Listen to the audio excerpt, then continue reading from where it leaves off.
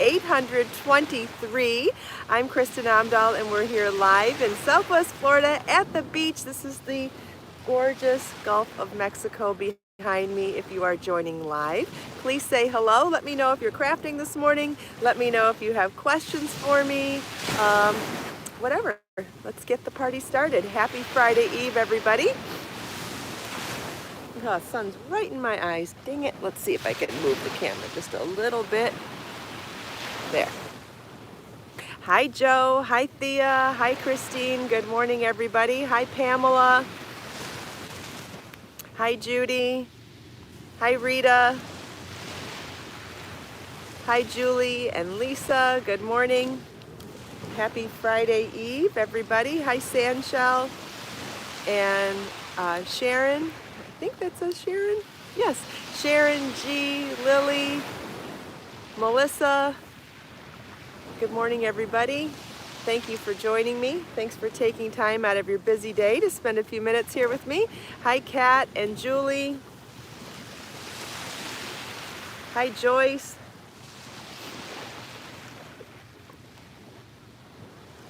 Boy, it's a little something here today. I don't know if it's the sun or the salt, or maybe there's red tide coming back, and my eyes are burning a little bit here.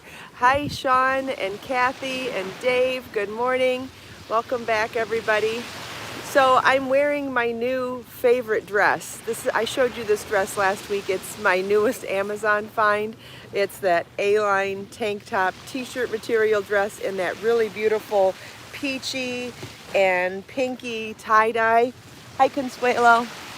You can find it on in my Amazon shop. It is my absolute new favorite dress. This is size large. It's so comfortable, and I think I want it in a lot more colors now. So I have it in black because I love wearing a black swingy tank top dress under a denim vest. I've been wearing that outfit for years, and I am in love with this color and this print. It's outside of my norm, and now that I have it, I love it so much. I think it's just so flattering. These warm tones just, I don't know, they feel relaxing and really pretty to me. But now I'm thinking that in white might be really great for photo shoots, for showing off shawls and different things that I make, since the white background would really pop with stitch work. So I'm saying, okay, I need a white one, and maybe I get another print. Like, once I find a summery dress like this that is super comfortable and flattering on, it tends to be my summer uniform, so to speak. Like, I could wear this dress or this dress in a different color or print every day of the week, and I would never get sick of it in the summertime. It gets so hot, and it's so cute and comfortable and flattering. Like, I could really see this being my summer uniform. Anyway, I just thought I'd mention that, since there might be people that ask about it, or now that I've worn it a couple times, to tell you it's washing well.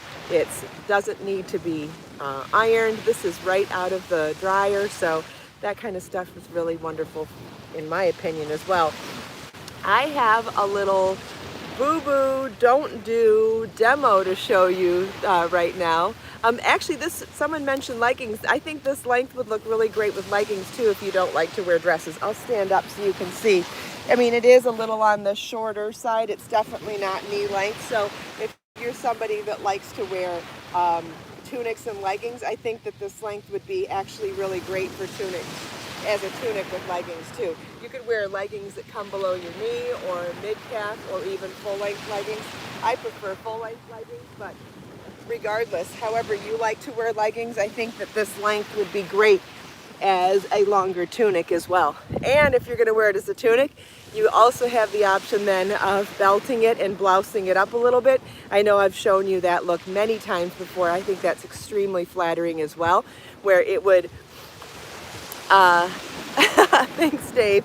Yeah, I'm excited to show you something that I did that I yes, shorts would be great too, especially if you're going to blouse it up and make it a little shorter. Then shorts would be adorable with it as well. So I think you have lots of options with this style of dress. And again, it's A-line, so it is very forgiving with all of our stuff underneath. Anyway, so I've been talking to you about my brand new double zip mesh not project bag, I guess it's a storage bag. And the beauty of the double zip and the mesh is that you can organize different parts of your supplies with the two different sections. So there's a smaller section in front here that I have this is for my current project that I'm working on, which is the Tunisian cardigan, and I'm doing the belt right now. So the cardigan itself is mostly finished and it's on a mannequin in my studio. So in my project bag this morning, I have the rest of the yarn in here. I have a couple of books that I've been that I like carrying around with me. And also to show you that you can hold a full-size book back here and even a couple of books. So it's really great to have the two sections so that things can stay separated and things can stay nice and snug so they don't wiggle around as much.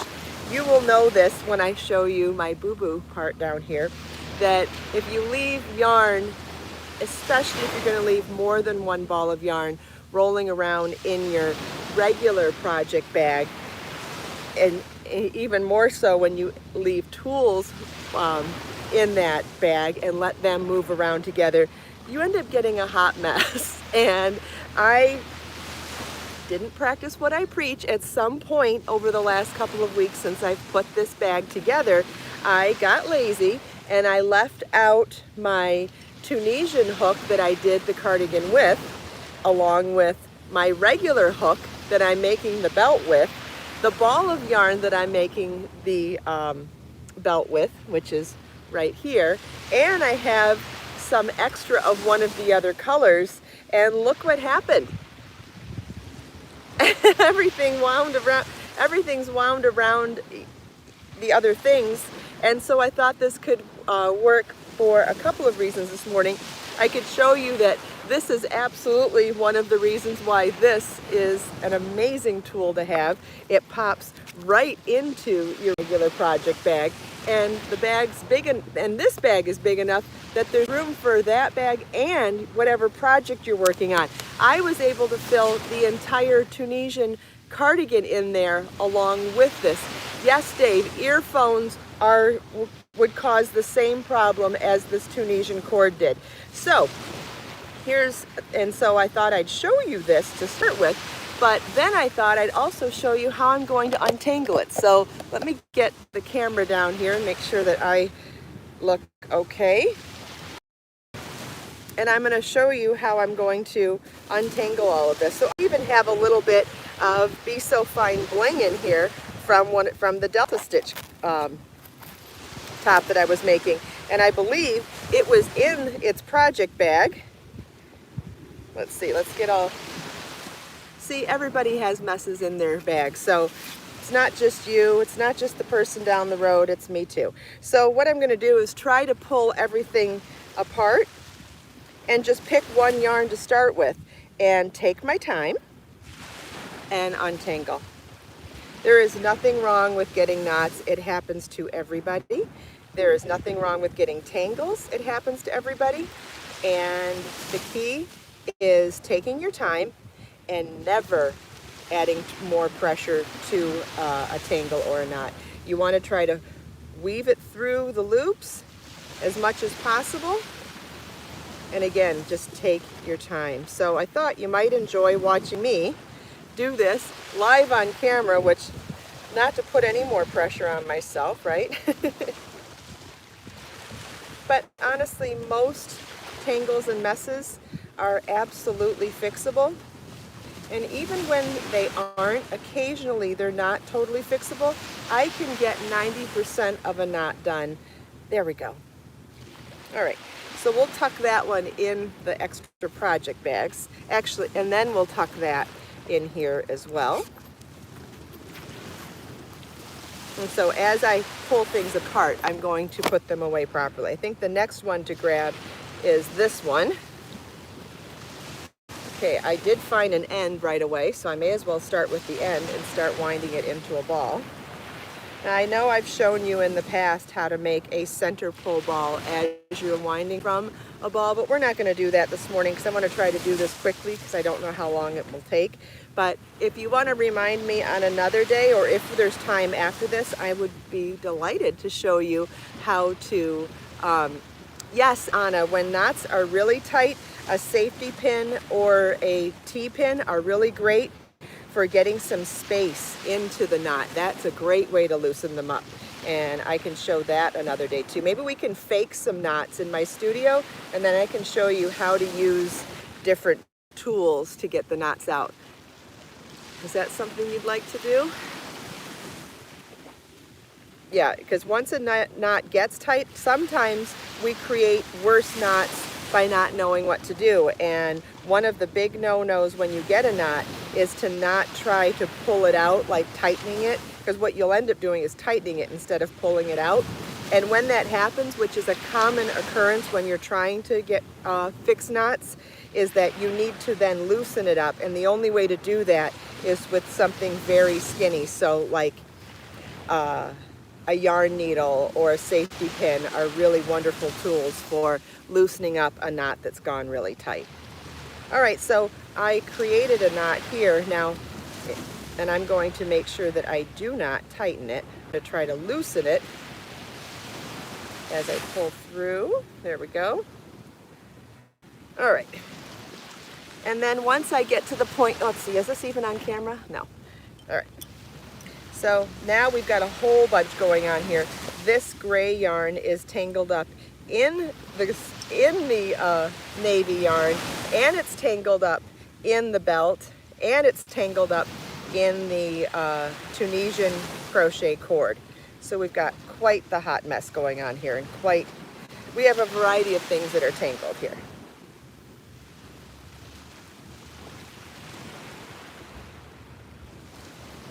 And see how I'm just trying to make space as I'm coming to a knot. I'm stretching things out to give more room to the area. Instead of tightening it, I'm stretching things out. Now when you come to this, gravity will do some of the work for you when you have a twist, which I think is lovely.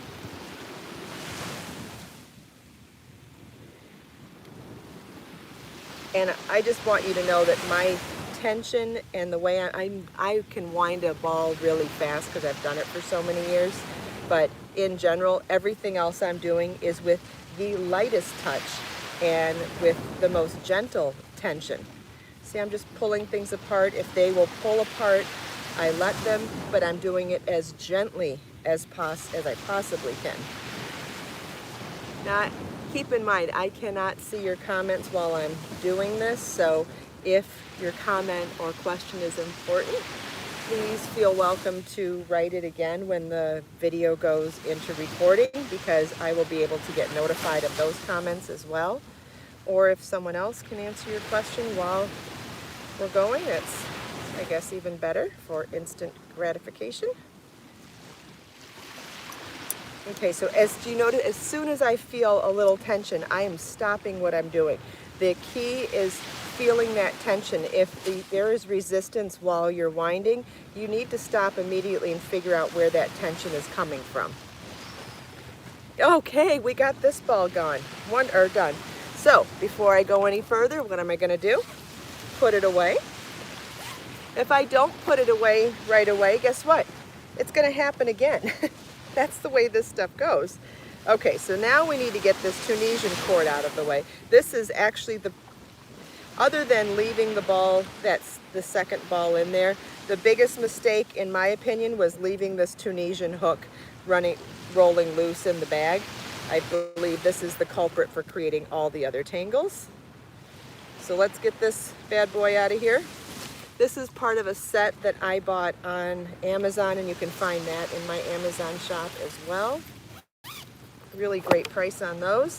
All right, and then we just have this ball tangled up in our belt and tangled up around the bag handle. So this should be pretty easy to fix here, and I'll be able to put the camera back facing up so I can read the comments in hopefully a minute or two here.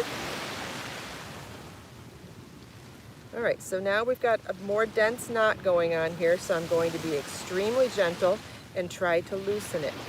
Never try to tighten a knot. Tightening a knot will absolutely give you a worse knot. But if you can loosen it, you can usually have great success in getting rid of knots.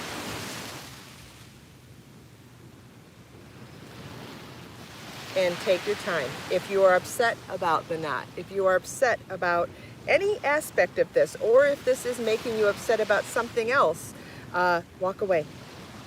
The only way to really be successful at untangling yarn is to have a good attitude and not be too stressed or upset about it.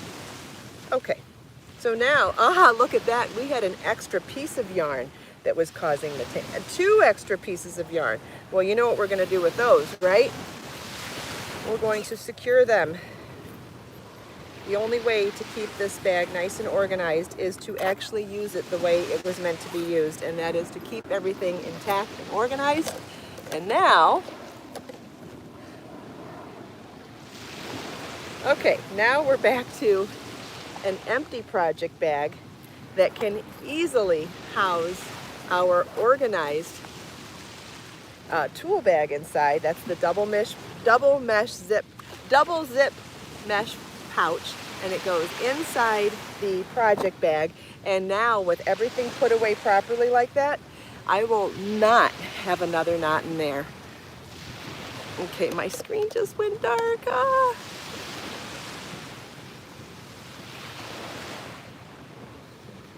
Okay, what'd I miss? Hi, Margaretti. Yeah, so now that everything is intact in that double zip mesh pouch, there will be no more tangles. Like everything else that's been in here for the last couple of weeks it doesn't move once it's in there. It has a home and it doesn't tangle in there. It's so great.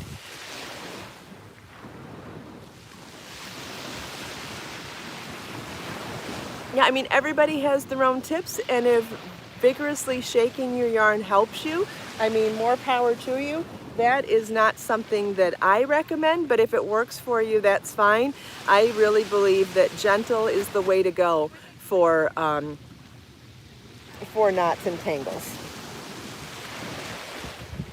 But everybody has their own techniques, and like I've always said, whatever works for you is fine. Just like we talk about how to hold your yarn and how to do this and how to do that, if what you're doing is giving you the results that you want, then there's no wrong way to be creative. But if you're having less than successful experiences doing what you do, I like to give my tips, because my tips do absolutely work, and gentle is the key for untangling knots for me. And I've got quite a few years experience doing it. Hi Mariana, hi Marcia. Yep, depends on how much of a mess it is. Yes, Dave, I noticed that my beach blanket and my dress match today as well, and that is a coincidence, but my hair flowers are not a coincidence. I'm wearing, you know, I've told you that the orchid flower hairpins that I bought on Amazon came in an 8-pack, and I've shown you the dark purple, the purple and white mix, and the white one, and today I'm wearing 2 of those with one of the reddish ones, so I'll turn around so you can see. I believe this is the reddish one. So that would be the 4th color. Did I show that? Did it end up being on camera? I'll turn around again. So this one is the reddish one. Hopefully that showed up. I can't tell when I turn around. Thanks, Melanie. So that's now 4 colors that I've shown you. I have not shown you the other 4 colors. There's a rainbow one, there's a yellow one, there's a blue one, and I guess there's another one, I forget. But if you follow the link, you can see it in my Amazon shop. It's a great price. There's 8 colors, and I feel like with those 8 colors, you could pretty much match any outfit. I've just been having fun because they're so tiny. I've been having fun lining them up inside the crown of my braid. Yes, Pamela, when everything else fails, cutting your yarn and tying a knot is perfectly fine too. And sometimes that is the only solution. But if you try everything else first. You will have the most minimal amount of loss of yarn. But yes, ultimately at some point you may give up, and there's nothing wrong with that either.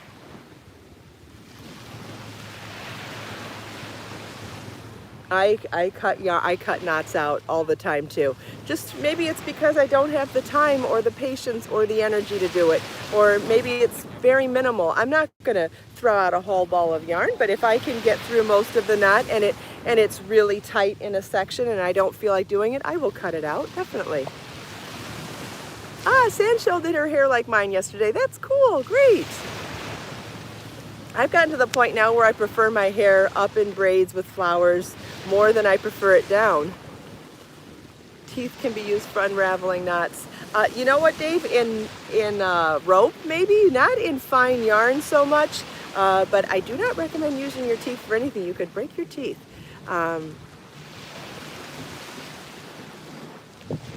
Naomi's learned how to do the magic knot. Great. Thea prefers her hair up. Adele says I look tan. I do not go outside. I do believe it's the glow of the morning sun that gives the illusion of being tan, because I do not lay out in the sun at all. And it could be the colors that I'm wearing too. I wish my hair would grow. I want it to be longer again. Thanks, Adele. Thanks, Sandshell. All right, so I was going to show you my progress on my, isn't that much progress actually, and I wanted to show you why it's important to make it longer if you're going to make a tie belt. So remember I said yesterday that if you're looking for a ballpark figure, try around double your waist, and here's why.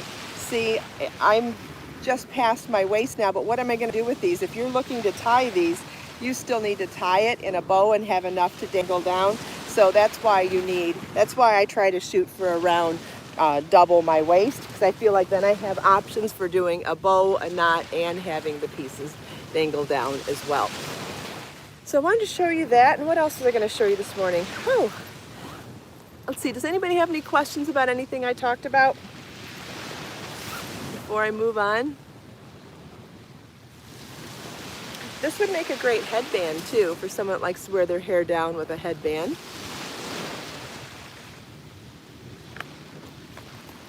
All right, who's ready for a quote then?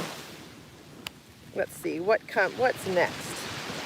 Okay, we did Albert Einstein, we did Aristotle, we did Benjamin Franklin yesterday. That's funny. Marlon and I had a conversation about Benjamin Franklin the other day. I was telling him to hurry up because time is money. And I said, I think that's from a movie. And he goes, really? I don't remember what movie that's from. I said, yeah, I know it's a quote, but I don't know what it's from. I think it's from a movie. And I do believe it's from a movie as well, but he looked it up and it actually is a Benjamin Franklin quote. So, you know, he had to razz me for that, going, come on, Mom, you didn't know? I'm like, no, I guess I didn't. Okay, this next quote's a great one too, but obviously I curated these quotes, so you know I'm going to love all of them anyway. But all right, this one's from Confucius. Wherever you go, go with all your heart. Yes, I love this one.